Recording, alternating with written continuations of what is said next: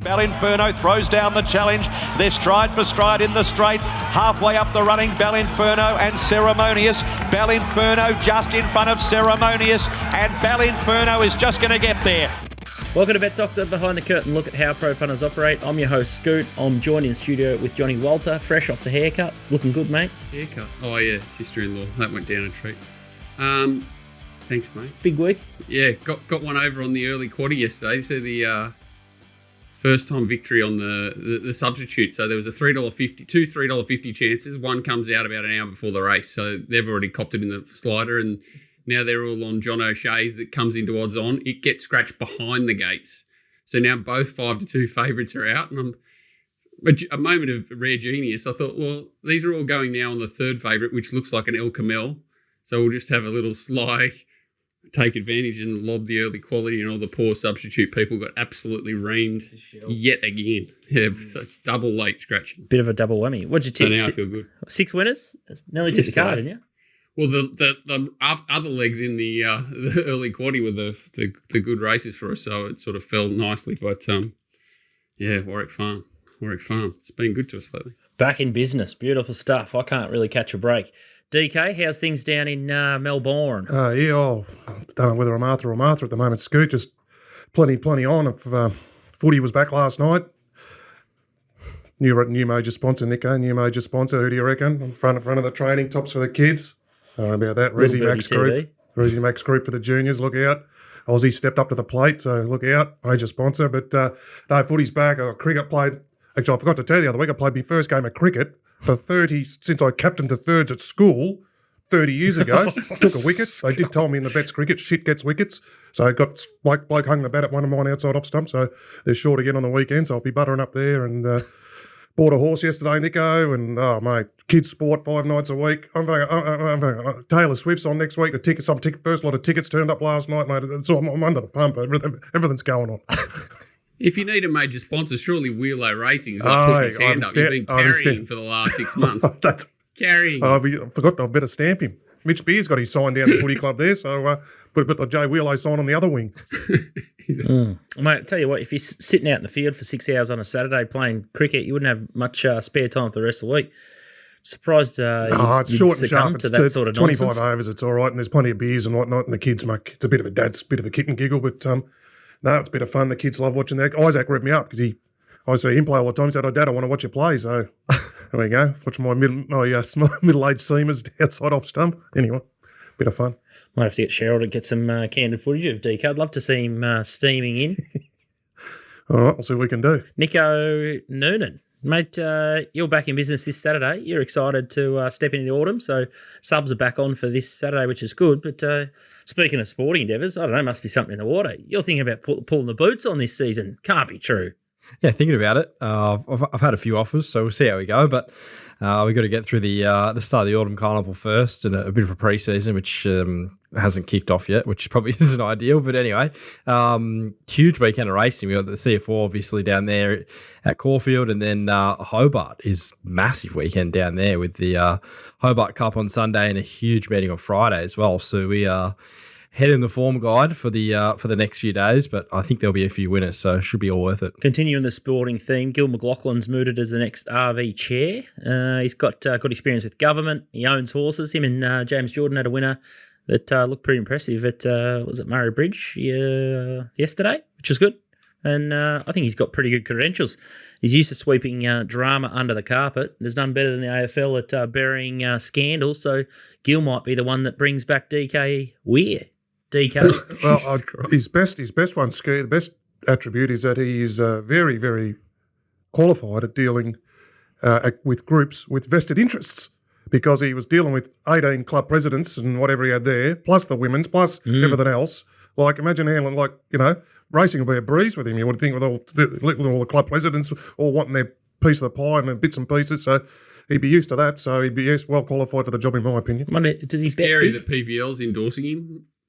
Yeah, a little bit of an asterisk there. Just a joke, but the link just to James Jordan alone, I've never heard only good things about him, and he's obviously well across our side of things. So if he's got a direct line to James Jordan, yeah, he's good mates with Hamish. James is good mates with Hamish. Well, I think that'd be a big plus. The couple of times I've met James over in Adelaide, he's definitely on the same page as everyone on the Sure show in is. terms of wagering and understands the situation. So if he can get the ear of Gill, that'd be a big win for the industry. Yeah. He should be going looking for James, really, shouldn't he? But hopefully he does. Well, and James would be a pretty good person to At least steer him wherever he needs to go. 100%. Yeah, he'd be good in that role, I would have thought. Pretty level-headed bloke. Couple of funny ones for the week. Bathurst, there's a horse, Line of Law, gate slow to open, runs 4, so they declared it a starter. How's that possible in 2024? Obviously, really bad infrastructure in Bathurst, and punters just absolutely shafted. The horse should have won by a fair margin. The jockey was in two minds what to do. He wasn't even aware of the rule here because I think he's not been here too long. So what happens if he knows about the rule? Does he then pull it up? Yeah. And then does he get 6 Gone. months? Or does, what a weird rule. I don't understand the rule at all. Crazy. The other one that I thought was quite interesting is Maiden of the Week, Camp Cove. 49 starts for Connie Gregg in 2 years, and it's racked up 89,000 in prize money, and it breaks its maiden at start 62. I think it says a lot about the quality of 2-1 favourite.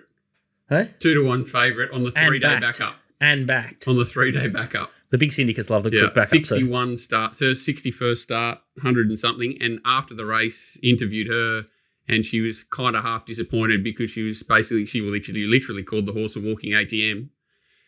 So a 61 start maiden is a walking ATM for a trainer. Don't know how many punters at home felt the same way unless they've been laying it its whole career. But interesting. I was going to say, Nico, how quickly people forget Bryce Stanaway. He had a stable full of these things. Stable full of them. Not just one like her. He had 20 of them. He'd send them around 2 and 3 times a week. That'd be none from 80, none from 60, one from 100. Like, it's just part of the caper, these And there'd ones. be 3 or 4 on every stage Yeah, race. that's right. So poor old the sandwich gate and all that. He's dropped off the face of the earth. Poor old Bryce. He was a bit of one of the characters of the sport. It's kind of the point, though. She sort of said, like, it's better to have a horse doing that and not winning races than it is to, race once every 6 weeks, trial and not go to the races and make no money out of it. About 100,000 in prize money. That's right.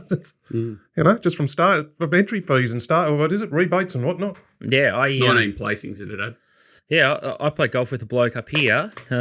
He's moved from New South Wales to the Gold Coast, trainer, and he had a similar type horse, and people just used to laugh at him, and it used to just pick up $2,000 a month. If they own them outright, Yeah, it's huge. that's what he did. It's huge. And he just kept running it around, and it just would fall into the top 5 all the time, and just sort of had his mark. So, yeah, I don't think it's great for racing. It'll be interesting to see what benchmark they give it. 61 starts and win a race. They'll probably give it some stupid thing. It'll be forced to the provincials or something. It'd be crazy. Anyway, good luck to Connie Gregg. But I'll tell you what, a good little bit of homework. Maybe Paul Ferrari off Twitter could dig this one out. I'd love to see how what's the longest maiden running around over in Japan. I think they're the benchmark in terms of how they do things. And we try and find what there wouldn't have been a race in history in Japan where the total number of starts was 61 in a maiden. I wouldn't imagine. Good one to dig out if anyone's smart enough to find the data. Don is good. Today's show, we'll zip through the content here. Had some big internet problems, so let's just try and get through the show. Lady of Camelot was very impressive. A little bit of talk, maybe Blue Diamond on the cards for her, but we shall see. The syndicates hunting Gatton and Wodonga today. We are down 25 units year to date. Lifetime, we're still up 111. I started to have a look at our figures this time last year. And historically, I think we've turned over similar units, and we are, I think, 2 units down on where we were this time last year, and we still ended up getting well over 100 units profit, which is staggering. And it feels like this year our bets are much sharper, and some of the luck we've been having, we've had one that missed the start yesterday. We had one that I think choked down or had EPIH, nothing in the stewards report on Saturday, $7 into $3.90. So, but some of the things that are happening, Nico, you had a car crash on Sunday. Like you couldn't make it up, could you?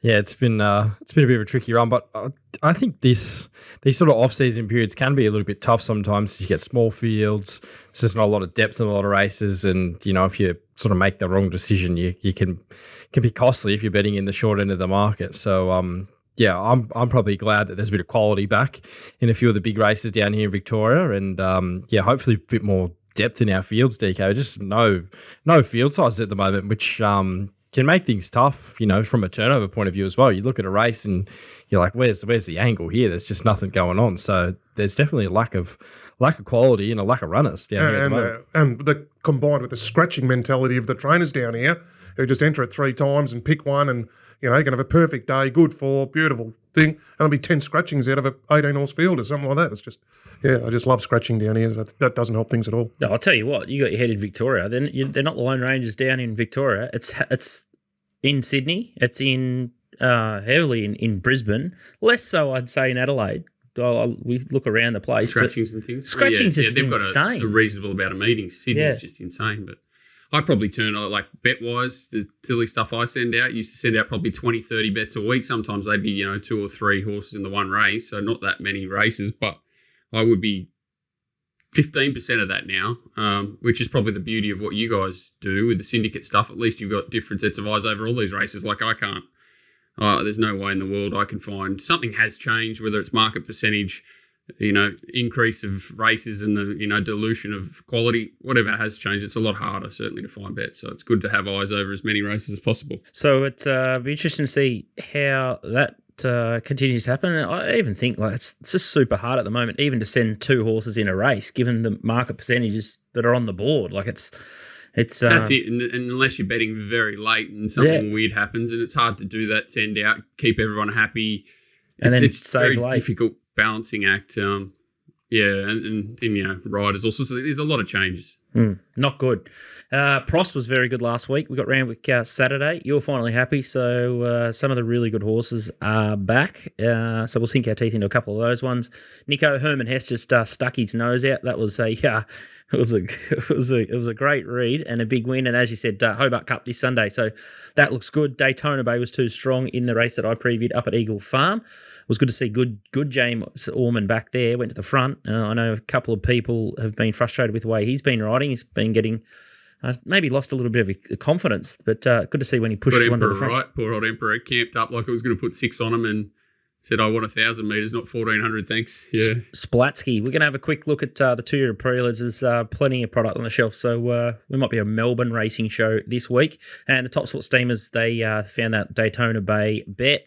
They got 3 middle pinners this week, so it'll be interesting to see what happens there. TopSport, they're a major sponsor. Make sure you check those products out. Top Fluck and Best of the Best on the Group 1 races, so looking forward to those when they're up and going. And we'll probably have a stream on Launceston Cup Day, so we'll get that cracking on the 28th of February, so won't be able to get to Launceston itself, but we might do one out of the stream in Melbourne, which is exciting. Caulfield this Saturday, Nico, and race 1 is the first one that you're going to have a look at here, and the favourite is Flash Feeling in the benchmark 100 over 2,000 metres, $3.10. Bermudez is $3.40. Superazi $4.80. Independent Road $5. Don't Hit Dory $12. Maserati Bay $16. Skilms $19. Port Guillaume is $31, and Mahamadeus is $34. Couple of dual nominations here with a 2,000 metre race over in Adelaide. There's a listed event, so could be some scratchings and deductions here, so be careful if you're betting early and stay tuned for the race information there. But Flash Feeling, last start at Moonee Valley. Nico, tell us why you like it here in the Saddler colours. Yeah, I thought this was a really good run. He did over race in the early stages. It was a very slowly run race relative to this class. An Independent Road just had it his own way out in front. Flash Feeling looms up to him. He's had to do a fair bit of work just to get to this position, and Independent Road just had too easy a time out in front.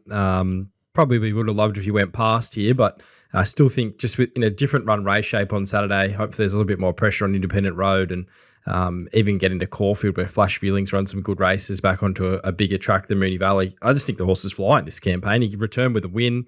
Then he went to Geelong, got caught off the track and still ran home okay, but definitely wasn't the place to be. Then last start, paraded great. Best had sent him probably for the campaign, and yeah, he ran really well. Craig Williams having his, I think, 3rd ride on him now, so hopefully he can just get him to come back and relax a little bit better in those early stages, but I think drawing inside will definitely help him there. He saw a bit of clear air in the early stage of that run, and that's when he wanted to get moving. I think just if he can find the box seat or, 2 pairs back on the fence, he might be able to settle really well. So I thought Bermudez is a bit of a question mark at 2,000 metres, got to carry a big weight, independent road, goes up big in the weights of that last race that we just watched relative to Flash Feeling. So I was pretty happy to bet up here. Thought this is a bit of a D-day for Flash Feeling. Looks a really good race for him.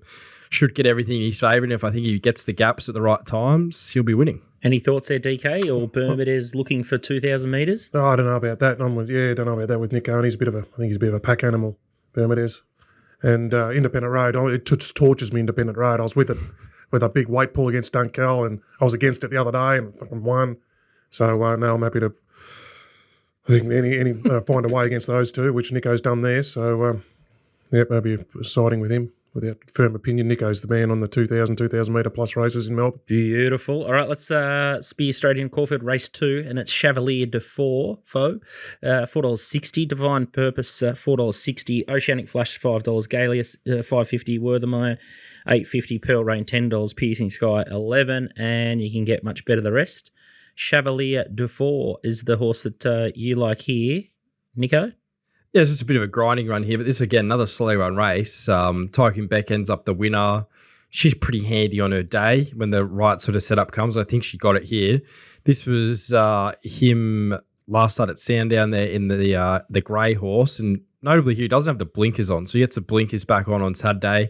That did really spark him up last campaign when they put the blinkers and visors on. That just seemed like he found a bit, and he probably is a real 2,400 metre horse. He didn't really show any dash there, but I thought he stuck to the line well. Blinkers go on here. He's on a relatively quick backup, about 10 days between the runs, and just thought there was a few ticks for him, especially from the map. It doesn't seem a race with a stack of speed. I thought probably Piercing Sky will lead, and he might just sit off him. I thought Galileus is an interesting runner. I've heard they may want to go forward and really sort of make it a test. If they do that, Chevalier de Four's got good fitness underneath him. He was a winner first up, and I think he's just returned really well this campaign. So he should get every possible from that spot in the run. It's just whether he's good enough on the day, which I think off his ratings and looking through all that, he definitely is good enough to win a race of this nature. And on the backup, blinkers on tick for mine. Divine Purpose, she just found a level, or is she just a bit disappointing, or is there two of her? Yeah, I'm not too sure. I thought the map was sticky here. Barrier 11, she's going to have to go back, I would have thought. She's run well in some races that on paper probably haven't had a lot of depth, probably a bit like Galileus. They came through the same race at Moonee Valley that probably had a bit of suspect form looking back on it now. She's definitely a chance, but I just thought with the jockey book there and potentially going back, I think she's up against it. Zara off, Carleen on is a little bit spooky. Any thoughts, DK? And I thought I was with Chevalier de Four. I thought it might be able to beat Tycoon Beck that other week. I thought it might lead though, but then the J Mock kicked up and led on the other thing, and it just set it up better for Tycoon Beck. I'm with you. I think it's in terrific order. One first up. If you go and look at the second up run, it and Divine Purpose are in the same race. Now, if you want to look at how I do things, I look at that race, and for me, Chevalier de Four's Divine Purpose runs second. Chevalier de Four runs 11th or something. Chevalier de Four's the horse I want to be on going out of that race. It was back and wide, had no hope in the world. Still there it is, getting through the line. Divine Purpose had every possible presented to win, didn't. The winner was too good. But one of the things, I'm going looking for that one. Who's off had no hope, and then the improver. So that's why I didn't mind it the other day, and just didn't pan out. But like him up in trip. I think it'll run well. Outstanding. Just a little side note there. Carleen Heffel looks like she's fallen off the cliff a little bit. She's none from her last 50. Yeah, she's probably not getting the same rides that she was potentially in the late late winter, sort of early spring, where she was fighting out for that premiership with Salim. But yeah, she's probably not on the cattle, but I definitely think she definitely is struggling. So even 20% play strike rates down on her average of about 30. So she's been riding a fair bit in Tasmania actually recently, and she hasn't really been getting great books. It's been quite interesting. She's got a few okay rides across the weekend there, but maybe she's looking to go down there and get her eye, and probably hasn't worked so far. But maybe just in a bit of a funk as you can get with these apprentices. Really tough to transition, isn't it? Well, no, I've got a question to Nico. I've got a question. Go. Number one, does he know if another Will's going to go to Sydney or Melbourne? It's probably the main one, because if it's not going to Sydney, I don't really care. But otherwise, I'll ask his opinion on the horse as well. I haven't heard anything. Yeah, he's a nice horse, another Will. just thought he needs a few things in his favour in that race on Saturday. I don't know if you looked at that race, DK. He's drawn out. There is a bit of speed in the event. It's just where he sort of ends up on the map. If he landed one out, one back, or two pairs back, one off, it's game over. If she goes right back, he's probably got a bit of a task, especially the way the Caulfield track's been playing. Hard to beat, but I'm probably not going to part with my money around evens at the moment. Just seems a little short. Sydney race is similar, right? It's drawn smaller field, but drawn 8 and with absolutely no speed. Probably have to go forward there, and if it went back, it'd be in trouble. It's interesting. So it'd be a bit of a tough decision probably for just which way they're going to go. One to keep tabs on. Another quick reminder, Nico's Mounting Yard Mail's back this Saturday, so check your email if you're on our database, or you can head to littlebirdie.live and subscribe there, or you can jump on one of our Twitter accounts on BetDoctor or Little Birdie TV. Can't miss it. Make sure you sign up before Saturday. Well, he might go to Sydney. The race is worth bloody double. 80,000 at Caulfield and 160 at Sydney, so he might. Exactly, and it's not strong. It's not a strong race. He's a proper horse. Don't worry about that. Another Will? Oh, yeah, he's going to win. He's going to win. He's going to win good races down the track. Don't worry about that. And it's like it's coming up against a Wednesday field pretty much in Sydney for double the money. So I'm tipping it's on a bus. Anyway, we'll have a look. Can we change stable hands? Righto. The next race that we're going to have a look at, there's too many colliding form lines, but we'll just talk about the prices and have a quick squeeze. It's not quite a quaddy leg, this one, but it's race 6. It's the Blue Diamond Prelude for colts and geldings over 1,100 metres. So it's the semi before or the prelim before the big grand final in a few weeks' time. High Octane's a favourite here. 280 for B Shin. Mark Zara's on Bodyguard. He was pre-booked for this one, and now he is $2.80 on Bodyguard here. Stay Focused, $3.80 in from $4.80. Homes of Court, $14. Cardiologist, $15. Wolfgang, $19. Back from the Magic Millions.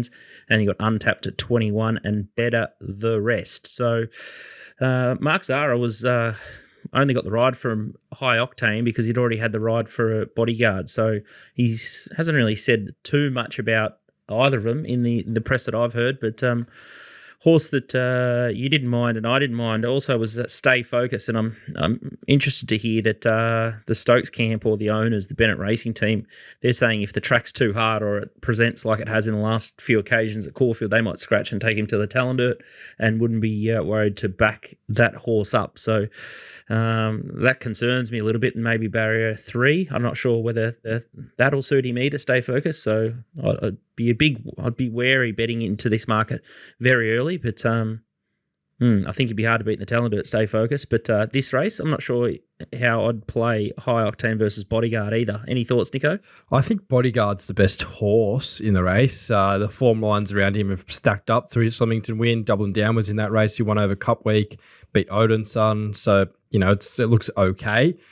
He showed a really good turn of foot between that 4 and the 200 metres and just accelerate away from, I think it was the third quickest of the meeting on punting form. But he's drawn 9 here. He's been slow out in his trials. I don't think there's going to be full-on intent to win this race, and High Octane just may have a better run in transit. So coming out of the race, Bodyguard might be the big flashing light, but High Octane probably is the most likely winner. And where's he going to map from barrier 1? He could be in the coffin, DK High Octane. Could be. I'm very wary of these favourites and these Snowdens particular in the lead up to the grand final. I don't know, Walter Dome. Especially when they got money on the board. When they're already in the race, most likely, very dangerous. Over the years, they've shown they back off them. They're 2-year-olds. Don't hammer them into the lead up, and then tune them up, and just everyone's ready to go and get on race day. So also on that, with that in mind, I Stay Focused. Didn't like what Scoot was saying then about the firm track, but I don't mind him. He looks an impressive type to me. And that trunk that ran second there was similar run. It runs in the English race. I think it should be favoured in the English race in Sydney. So it'll be interesting how that form lines up. But even the way Stokes talks about Stay Focused, it sounds like he's only getting ready for one race as well. So all 3 of them could be having marriage trials. Right. But But Shin could be in the right place by default. Far out. It's a pretty scary race. Little hat tip to Liam O'Keefe and Tim Bailey, front up on RSN, and we're talking about the track patterns and the bias and how hard it's been to manage the tracks and prepare the tracks in the summer. Basically, made a lot of sense what Liam was saying. The more you have to do with it, the more rain or whatever you have to put on it, the the more likely it is to throw it by. So as soon common as you sense there, but introduce they're well across irrigation, it. Huh? as soon as you put irrigation on a track, it's nearly impossible And not to. And it's a windy joint, Melbourne. It's really, really difficult. That's what, and they're under pressure to prepare these 5 in the morning, upgrade to 4 tracks. So, I think most of them would, unless the track's looking like it's burning off, they'd prefer not to put any water on it, but they want it to be green and lush and look pretty. It's got to cop 50 mils for the week and all that business, Yeah, it's pretty crazy. And I think they do under even what they put on the websites that show us irrigation is well under what they probably get as well. So they're balancing everyone, but it's tough. You wouldn't want their job. No. I think I had one bet at Caulfield last week. That's how bad it was. Well, the problem is after race 1, when it looks savage, everything goes out the window. Maps, intent from other things. Other people, they go, well, we're not going to be there, so we won't bust our horse. It just changes everything and makes it nearly impossible for anyone to predict. Very low turnover at the moment, Caulfield. Caulfield race 7 is the next one, 1,100 metres for the fillies. Bold Bastille is the favourite here, $2.20. Hayasugi, $8. Kuriangi, $8, flattered $9. Matisse is $10. To be or not to be, $14. In her eyes, $19. For Bell Star, $21, and $21 for Ultimatum. Pretty impressive for the favourite here in the banner. Thoughts, Nico? Yeah, we backed her on debut. She's a really professional type. Just sort of looked like she was a real runner, and I think probably not much is going to change watching her recent jump outs. I think she'll be very suited to 1,100 metres. Don't know about her at 12, if she can pace herself that well. I'd probably be declaring her if she had 2 jump outs. She's only had the 1 jump out there, and she has had a setback. So that's probably the worry with Bold Bastille. Have a good look at her in the yard, but they can be sometimes a little hard to tell, the 2-year-olds, just how fit they are, given how small a few of them are, and she's not the biggest horse. So I don't think there's a whole lot of talent in behind her. If she doesn't win this impressively, you'd think this isn't the right form for potentially the Blue Diamond. And I think she's got a few favours here. There's not a lot of speed. She can probably cross quite easily. And then a few of her key rivals, like I thought Ultimatum was in play off her jump out and trials. Thought she was going well. She's drawn 16 or 15. Matisse ran well in the preview. Thought she was probably one of the runs of the race. Great parade. She's drawn 16. And in her eyes, jumped out really well. And I think she's drawn out there with them as well. So a few of her key rivals are probably completely out of play. So she should have a few things in her favour. It's just how fit she is. Horse I didn't mind, Nico, was a weird one. Not really the stable to sort of produce 2-year-olds. Was Flattered from the Patrick Payne yard.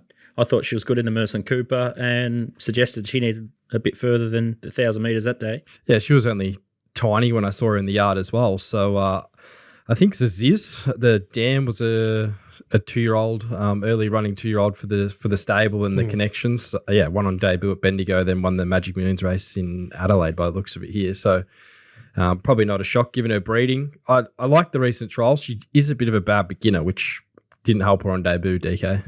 Might help her there either. No, so Joe O'Neill, he does buy, Paddy doesn't buy any of his own, but young horses, Joe O'Neill goes to the sales and buys a few. So if he's got a 2-year-old, it's normally one of Joe's. The hype around the Adelaide runner is very big, but it'd need to dramatically improve from the Gawler win. I would have thought it over 1,100, but unless they're really chasing the black type, it would make more sense if they ran in Adelaide this weekend, because she won there, she'd be straight in terms of prize money. She probably still might be with 50,000 on the board, but yeah. B Shin's interesting booking. They've obviously booked the right man. Their horses do tend to improve, the Clark and O'Shea horses. But the figures probably aren't quite there, but it probably is hard to run time in a 4-horse field at Gawler. Like, probably hasn't been given the greatest opportunity. Too many written tycoon 2-year-olds going around at Gawler. Good old Clarkin. Anyway. All right, fingers crossed we've helped you, or we've either muddied the waters, or it was an interesting point about Bold Bastille that Nico makes, so a bit of buyer beware on that one, and maybe the market will tell the story with the Colts, some intent or otherwise, and maybe a scratching with Stay Focused. So keep an eye on that one. And then you got a couple of shorties later in the day. Look hard to beat, Asphora and Mr. Brightside. So make sure you get Nico's mounting yard mail, because he'll be on track and you'll be all over it. Puntingform.com.au is how I do the form. So as I said, I can tiptoe in any jurisdiction all over the place. I can bet a Gat and Wodonga, Caulfield and Eagle Farm, wherever I like. So I've got puntingform.com.au. They need even like top 10% of how wide you go. What do you mean? Like you go Broome, you go anywhere. I can. Love it. Even up in Darwin. Love Darwin Cup time. And obviously, down at Tassie as well, Launceston and Hobart. Nico absolutely loves it. Walt, you have got Randwick this week. And let's spear into the highway first up. Race number 4, and it's a 1,200 metre class 3. Belvedere Boys, the Queenslander, is here, $3.90. Rapid Dash, $6.50. Melody again, $7.50. Atmospheric Rock, $8. $11 Sharp Shock. Invasive Dream, $16. $18 Outback Ringer. Shine Your Light, $20. $21 Wiggles. Let's have a look at a couple of replays. And the first one is Belvedere Boys, back third last in the black here. So fourth last. One coming to the outside now. They went out about like 9 below here, so an absolute walkathon, 1,200 first up. And his first prep, he was a bit, not lethargic, but took a little bit of time to sort of get moving, and then he'd get through his gears and get to the line. First start sort of didn't know what it was all about and improved through the prep. And this was, I just thought, a great first up win where he's overcome a really slow tempo and a lot sharper and, reacting to the jockey's urging, strong through the line. You're not going to get big margins or open margins in a race that's run that slow, but just an ideal first up run, 1,200 off a slow tempo to come to a race like this, big field Randwick. Hippo sort of middling draw. I think it's drawn like 11. There's 24 runners, less 5, 6 scratching. So you'd expect a good tempo, and this horse just looks better than highway grade. I don't know how you call him a Queenslander. It's a goddamn highway. You got to be a New South Welshman to run in it, haven't you? No, he's just running Queenslander. He just ducked over the border to steal a bit of their money, which is pretty rare. We do steal a couple. Pretty rare. Inglis. It isn't a bad highway. You've got decent horses, like strong closers. Melody again, Rapidash. Rapidash has been a good horse to us, and just thought 63 days off, he was a little bit vulnerable. Melody again's trialled up well, but it was about a month ago, and I just think this horse has got a different level turn of foot. The other horse that I am interested in the race. What's that? Wiggles. Yeah, Mr. Wiggles. Here it is, in the pink. Good win, this. Yeah, pretty slow run race, and he missed the boat. He was in a really good spot and then just let the horses come around him, and it wasn't ideal to sort of head back towards the inside. So he didn't have the momentum, and this horse does need probably 200 to 400 metres to wind up and hit his top, and I don't know what's happened to him this prep. He was an absolute camel his first prep, and this time in, he's run him in a 900. He was tragedy beat. Then I think 1100 tragedy beat. And as he's got up in trip, you can see he's done that pretty easy. So a different level here, going up to highway grade, but we're getting 25 to 1, and just don't know what level this horse is going to get to. His last sort of 4 runs have all been excellent and super strong through the line, pricks his ears. So he's a horse in the race I don't want to beat me at that price. As I said, it's not the easiest highway ever, but Belvedere Boy just looks a little bit better than highway grade, and Wiggles just looks a silly price in a big field open race. Then he should be strong late.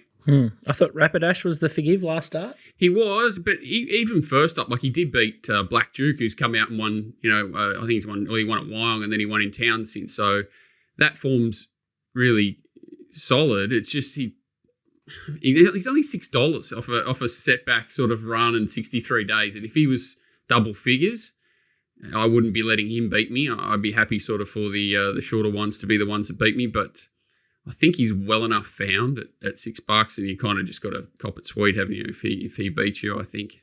But he's a talented horse. Even Sharp Shock back in trips a positive for it. It's definitely a deepish race, but I'm just banking on it. Belvedere having a little bit more upside, and if one beats us, hopefully it's Wiggles. Okay, race 6 is the next one. The Eskimo Prince over 1,200 metres, and pretty hot field. This one, Cabalus, Walt tipped it first up. New stable Bjorn, good win there. $4.60 Moravia, $4.60 NCAP, $4.80 Griff, $6 Macarena, $6.50 Tom Kitten, $7 Celestial Legends, $7, and then Flying Trapeze. Got no replays here. We could play probably 6 of them. So I thought you put some trials. No. I thought Caballas should go to the last, to be fair. I thought it was extremely well placed in the last. I was a little bit surprised they went here. Didn't really need to throw it into this grade at this stage. And normally Björn loves sort of throwing those Derby horses, especially through the grade. So I'm surprised they made the decision to go to this race. Well, I didn't think he was that... it was a good win. I didn't think he was dominant. No, but then 2nd, 3rd, and 4th have all come out and won. So it's, Macarena, not Macarena, sounds a similar name, or Arena or something. Warrenda, he come out and won, and then Soldier Rome was good twice. But it was kind of act of God win, And then who was the Thunderlips? Thunderlips, and it won and pissed it in the last, and it looked like it was going to die in that race. So it's hard to tell the strength. First up, I thought Caballos was a bit soft there, but yeah, it's got the fitness on these horses. The horses I'm most interested, I think Moravia is a horse that will have a bit more intent than the rest. I think 1,200 metres is much more up his alley. Like, he kicked off over 900 last prep, so I'd say that he's closer to the mark than our horses, say, like Griff, Tom Kitten, even NCAP. All these horses are probably looking at stretching out to Randwick Guineas and beyond, whereas I think a horse like Moravia and Celestial Legend will be more on the ball here. And even though we didn't see that the trial, Moravia trial to get Celestial Legend, it's hard to see. I just get the feeling I'm going to be shattered if it beats me here for Celestial Legend, but I just feel like it's going to have a 2-3 peak, third, fourth up preparation from Les. He's a bit too old school. He'll probably send it out the back here, and if it does anything, it does anything. Whereas I think on pace is where you want to be. Tom Kitten is not. I don't want to find NCAP. I know it's a TopSport taking a price there. I was surprised there. I didn't think its trials were that sharp. Griff's going to be in a nice spot, but I think it probably needs 1,400 a mile. So banking on Moravia being the sharpest horse, and Macarena's the query runner. Dirty Hawk's horse drawn wide. Timmy to ride it. If it was What's Timmy Gay, going to do? he'll just bang it straight to the front, and it's probably nearly wins. Being a Hawk's horse first up, they might say drag it out the back and do your best. So it muddies the waters. Whereas I think Moravia is definitely going to be sent forward in the first 2 or 3 and run your race. I think it has firmed up a bit, but it was like $6.50. I thought that was a good price. It's a funny booking, Hawks, with Tim Clark. I thought she trialled super the first time, but then the second trial just so. And they sort of didn't want to put her on speed. And I've heard, she's a tricky horse. I think she's got not the greatest breathing from what I heard last prep. It's a couple of train wrecks, huge performances. It's just a hard horse to line up. But yeah, I'd probably end up, like, if I'm backing Moravia, I'm saving on it, and that's it in the race. And but it's a good race. It's a great race that everyone will watch 1,000 times after the race, because it'll be a great form reference to 10 different races in the next 6 weeks. I do love a couple of free bets, so I think I'd be that way too. I think I'd be Moravia, and I'd be very wary the number 9 Macarena. If it bounced to the front after 200 metres, you'd be putting your head through the desk. So. Yeah, scary. Any opinions or ideas down there? Yeah, I thought Moravia trialled sensational. So if he runs up to his trial, you think he'd be hard to beat. Well, we backed him in the Coolmore stud, and obviously... I think Nick would have shown that trial, wouldn't you, Nico? You would think he would have teed that trial. Probably the best trial of the recent month, I would have said. It was terrific work. So he's missed one there. Oh, no worries. I just put the sheet Why out. don't you put it in later? Huh? Why don't you put it in later through the magic of television? You guys. Go and watch the trial if you're interested in backing him for sure. He was he had the feet on the dashboard. Sweet. You guys are allowed to say that in the 24 hours leading up to the show that you'd want this in. You're allowed to have some input. No, we like to make sure we like to rely on you to be the one who puts things together. Digs it all out. He looks bigger and stronger too, Moravia. So yeah, I think he's an interesting horse. Okay, no worries. I picked that race, and all of a sudden it's John's best for the program. So terrific stuff there. Moravia chips in job. Racingwatch.com.au is where you get more of John's stuff. So you can jump in the chat room and get noise from everyone, or Telegram if you want noise-free action. The sheets are good. He prices up almost every runner for the Wednesday, Metro and Saturday meetings. Some races he just puts in the bin, which is fair enough. And he's that sick. He does races pretty much 7 days a week. So not sure how he sleeps. He is a vampire. Nico, as you mentioned, it's Hobart Cup on Sunday, and the first horse that we're going to have a look at is in race number 4, and it's called Loudmouth in the maroon and green. And what you didn't see from this replay is it worked really hard to get to the lead in the first 400, 500 metres of the race. Yeah, there's probably... It's a race that's thrown up some form. The horse that's absolute widest on the track, he ran 3rd the other day at Launceston, and I think the way the track was playing on this day was probably advantage to be up there. So Loudmouth, he did a good job to sort of stick on. 2 horses there. For the second horse is a pretty good benchmark in Tassie Rahays. He pretty much runs 2nd or 3rd in all the maidens. And then, as I said, a bit of form from back in the field. This was a horse who last campaign, he actually ran 2nd to Ruta Palais, who were tipping last week, which was a bit of a tough watch. But so the form lines around him have stacked up somewhat through his last campaign. He gets back up to 1,400 metres here. The blinkers day on, that was over 1,200 that race. So you think out to 1,400. Doesn't seem like the horse with the biggest turn of foot. So hopefully Perez can roll on a bit more genuine tempo. That was a very slowly run race. So I think horses that probably just had a bit more change-up speed late that's why they were getting away from him. But now out to 1,400 and probably has to do a little bit more work to hold the lead from barrier number 5, unlike last start where he came across quite easily. If it's a faster tempo, out to 1,400 looks suited this horse. I think he'll definitely be favourite. Anything sort of above 250 I'd be happy with. If they get shorter than that, it's probably too short, but I think he probably will get it. I'd probably expect something around $3. Just in a race that lacks a lot of depth and he'll lead. So he should get every possible chance, Loudmouth, I would have thought. And a few of these horses can be set up for a race day like this. They obviously get owners on track, Hobart Cup Day, local connections. David Perez, I think he's profitable over time. The Hobart track, he's been profitable for over nearly 400 or 500 rides. So it's definitely a track where he rides his best at, straight to the front, and hopefully wins. Will we send units for Little Birdie Syndicate, or will we give everyone a chance to back a winner? I think we'll be sending them, that's for sure. It looks right price. I think it's going to be hard to beat. We'll just keep on trucking. Race 9 is the Hobart Cup, and we're going to have a look at one of the key lead-ups here, and it's Alhambra Lad. He's in the dark blue Paddy Payne colours, just grinding away out in front there. Yeah, he won the one of the lead-ups here. This was over 2,200. Now he gets back out to 2,400 metres. This was quite a fast-run race, and he was just too good for his rivals. He wouldn't think any of these horses can turn the tables, like Swoop Dog, Ashy Boy, Asaranka, and even Travelling Gigolo. He might be the one, Travelling Gigolo, just running into 5th. He'll be much better suited out to 2,400. He doesn't probably have the platform for that event, but Alhambra Lad was just too good for him in the end. He's absolutely flying, this horse. I would have assumed he stayed in Tasmania after his last run, and that seemed to work well with a horse like Wings a Song, who's been absolutely flying down there. She runs in the Oaks against Very Surreal. Looks a bit of a 2-horse race there, but Alhambra Lad should get every possible chance here. He probably just slots in behind the speed, and I would have thought similar sort of race shape, he's going to be the one to beat again. I was surprised there was such a market discrepancy between him and the top weight Aurora's Symphony, who did win the Launceston Cup last year, then went on to run second in the Adelaide Cup. He had lost his form completely after that, but he did win last start at Flemington in a very fast run race. He beat Herman Hess, who crossed the line with Alhambra Lad at Caulfield 2 starts ago, so you can tie that form in. He does have to carry the big weight of 59.5 kilos. I'd be surprised if one of them didn't win. And I think you can probably get back both. I think Alhambra Lad's about 250 and Aurora Symphony 650. Aurora Symphony probably should be a bit shorter, just with that different form line. So yeah, Alhambra Lad's got all the Tassie horses covered, and Aurora Symphony, I thought, only danger. So you could probably have a good crack at the Lad and probably save on Aurora Symphony. And I think that's about the race, really. Nico, did we back Travelling Gigolo in the Hobart Cup last year? Yeah. He ran in the Cup last year and he was pretty unlucky, massive run. Actually. Yeah, he's a bit of a... He just doesn't know anything, this Travelling Gigolo. He's got heaps of ability. Flew home from the back against Military Mission, split him and Spirit Ridge. So yeah, that form's quite good.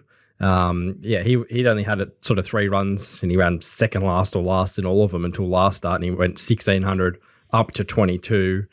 So he'll be suited. He might be the best blowout chance if you're looking for that way. But yeah, it looks Alhambra Lad's race to lose, and then Aurora Symphony probably the big danger. Yeah, and Grand Pierro's a little Tatum special still burnt in my brain. But yeah, I remember that vividly, Travelling Gigolo. That was an absolutely sensational run. If you want to dig back through the tapes at TasRacing, you can go check that out and have a look at that one. I can remember our chat room just going off at how sick we were. What was that, 40s or 30s last year? Yeah, I think it's 30s, and he sent it. Should have nearly won. So there's a big meeting on Friday as well. They got the Mystic Journey Stakes and also the Tasmanian Guineas, I think it is. So Bold Soul goes around again. He's around $1.60. He'll be hard to beat. And in the Mystic Journey, I thought Yellow Sam's definitely the horse to beat, but there's a real roughie in that race. I thought Justin Needs is a huge price at $81. You only got to go back 3 runs ago. She ran third to GG's Gemstone, who were tipping the other day and was definitely unlucky in one of the sprint races, has a lot of intertwined form. And Jaguar Stone, $7.50, coming off running second to Alvarino, looks strong form. and Justin Eads is 81. So I think that's a big price. Blinkers on first time for a horse that's nearly unbeaten at Hobart. So have something on her for sure. Is that Guinea's the lead up to the Derby? Or whatever? Yeah. When's the Derby? In a couple of weeks? That I might even be the Derby, actually. 1 second. Check that. But I didn't think about it. It's the Derby. It's the Derby tomorrow. Oh, it is the Derby, yeah. It is the Derby. Oh, I thought I found the Derby winner on Saturday at Caulfield, but he's a week too early. Thought I was having a prep run for it there in the second race the other day, Nico. The other Andrew Payne horse. Thought it might have been going down there. Crossover Kid. Crossover Kid. It's been. They thought about it, but I think they elected to go to Caulfield, and then quick backup probably wouldn't suit that horse. But No, but it looked like because it was so strong at 2,000, it seemed very funny dropping it back to 1,800 around Caulfield the other day. That might be a clean-up run for the Tassie Derby, but obviously not. But he's a nice horse, that horse. trust in P. Payne again, I reckon, this weekend. No, he's bold soul. Because I'd be happy to him have the measure of bold soul, put it that way. Crossover Kid. Yeah. Yeah, well, With the way he was taking ground off it at Flemington. yeah, sick result here. Crossover Kid that day, but we move on. We tried it. Yellow Sam looks a great bet tomorrow night with the Holy Lolly, and that run at Geelong was super with 61 kilos. John? No, it's just like What do you Mystic Journey, interesting name, and then I was saying exported to Japan. They're too smart. Japanese? Exported to Japan, they stole her. Yep, too smart. Take all the grouse mares. Yeah, why wouldn't you? Hey? Why wouldn't you? No, they're showing us the way. It was a memorable day for Horse Miller. Remember, that was his favourite horse. What? Horse Miller, your mate. I couldn't believe that it's been 2 years since she ran. I was like, 30th of October 21, so not quite, over 2 years. Wow, that's crazy. Might have to send out the horse signal. Where is he still going around? Brad Miller? I think he's playing cricket with DK Is he? weekends. Yeah, No, yeah. tell him the He's the voice up. stumps. Yeah, He's the yeah, he's the stumps. Shit. Yeah. No, can't upset anyone on Twitter. I'll get a little trolling army Jeez. after you. Oh, Walt, isn't it? Isn't Walt the flavour of the moment and the trolls on Twitter? Hasn't he? Got an army of them after him. Got them all muted. But it's Takes me everything not to tune in. I tell you, I just look at it and go, It's hilarious. It's hilarious. You just mute them and they don't realise that they're just talking to themselves. I got one. They were the best one that actually they get to you. They know how to get you. It's like saying, what do? I swindle everyone for every dollar I can or something. I'm like, oh my God, like, Jesus Christ. Yeah, that $22 a week that I try and grind everyone off to work fucking 80 hours a week. Oh, it's really, it's a big swindle. I think 6 out of 7 at Warwick Farms. Not bad going yesterday. We battle on. If it's not value, you can unsubscribe after a week.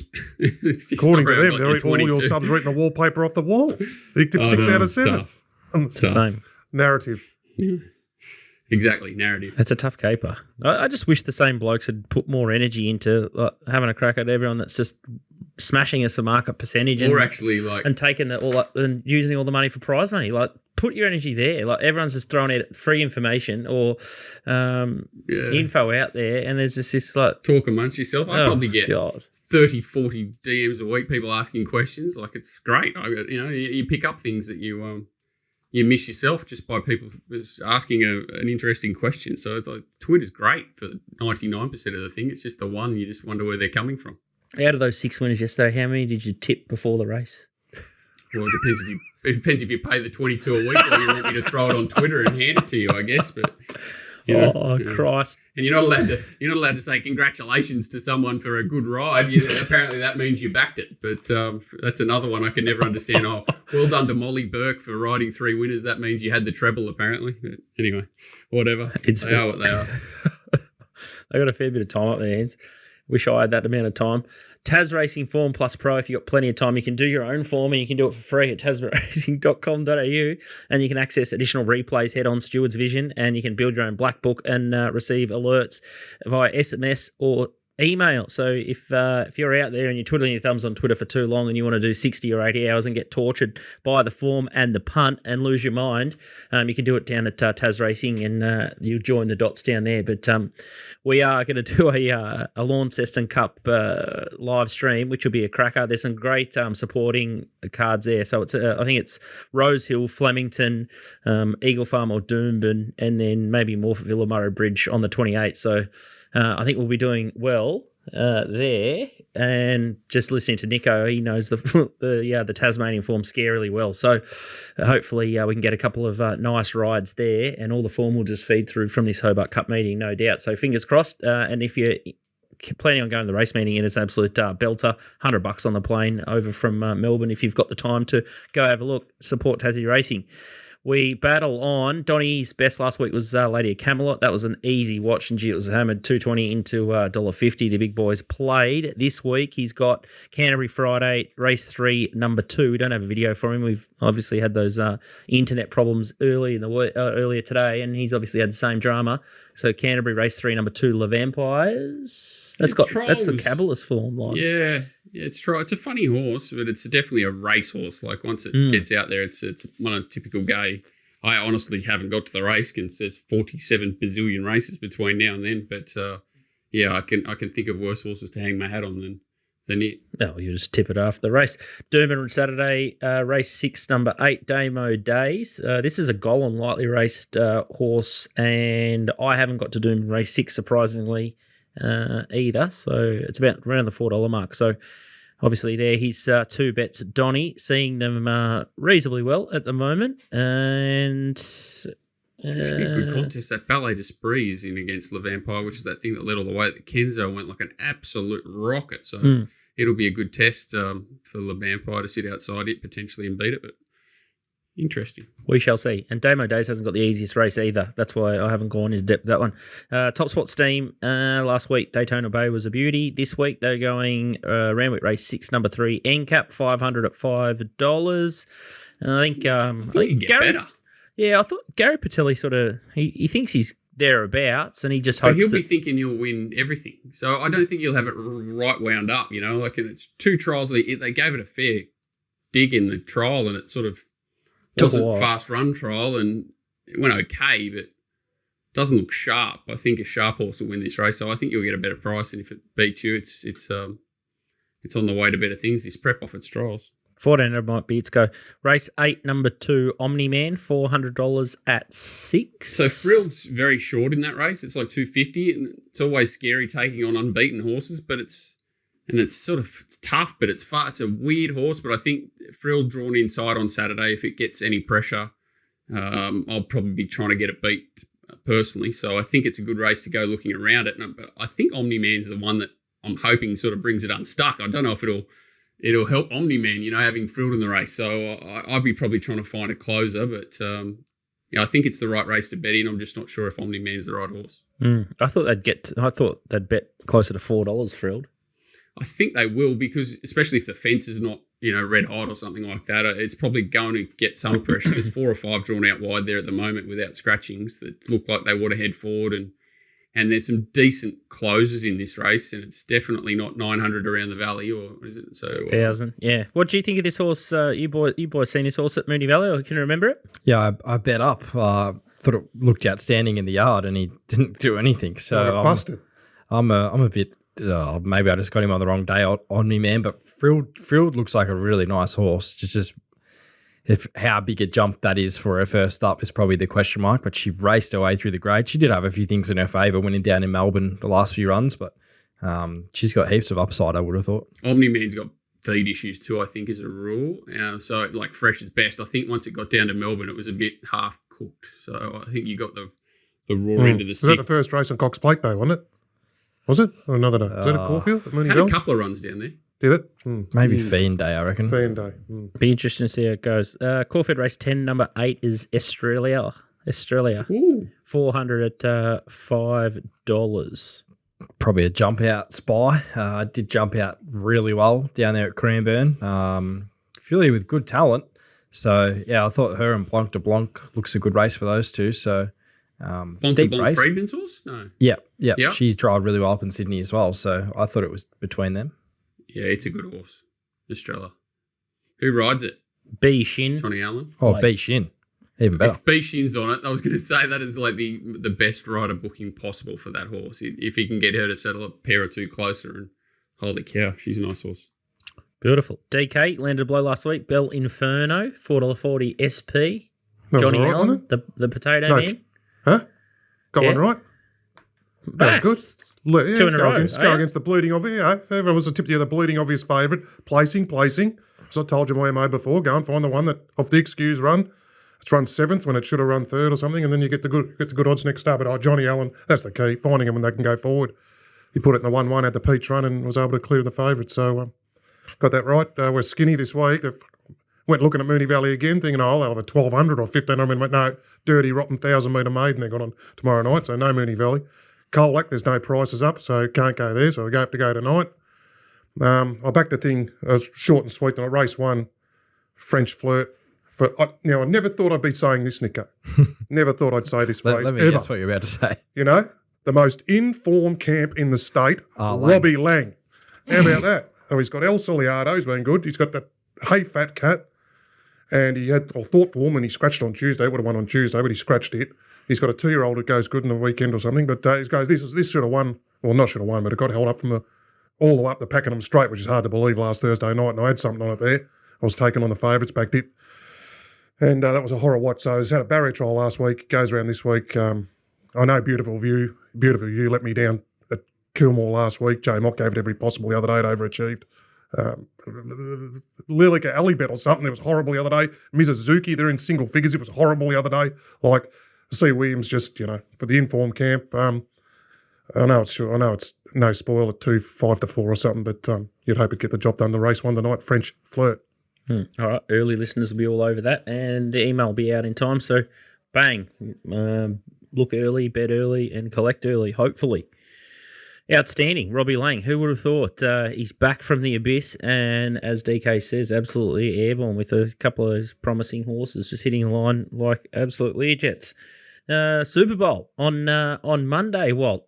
I was quite shocked. San Francisco 175, 210 Kansas City Chiefs. I got no idea, but I would have mug in me that says that Kansas City opens favourite, and I was shocked to see the 49ers favourite. Exactly, and that form can't be the right form. I'm not a huge NFL genius, but just watching him the last 6 weeks, it's just like any other sport, isn't it? You watch Mahomes and the way he steers them around, and big grand final, and you've got the rookie quarterback who did some special things to get him out of jail last time out, but you think Mahomes is just going to do all the right things at the right times, and young Purdy's going to have to deal with the Taylor Swift army, and all those things. So it's I don't know.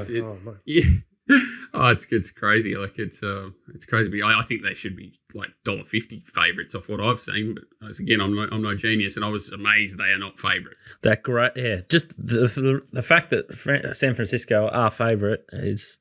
Been there, done that. Well, they were $1. They were like 100 to 1 last start after 10 minutes against an inferior side. You would think to the Chiefs. So interesting one. Crazy. Oh, good luck if you're celebrating and you're betting that one on Monday. It'll be a big weekend for punters out there with big races, and then Super Bowl Monday if everyone's chucking a sickie there. So what a smorgasbord of betting, and especially with that Hobart Cup on Sunday, it does not stop.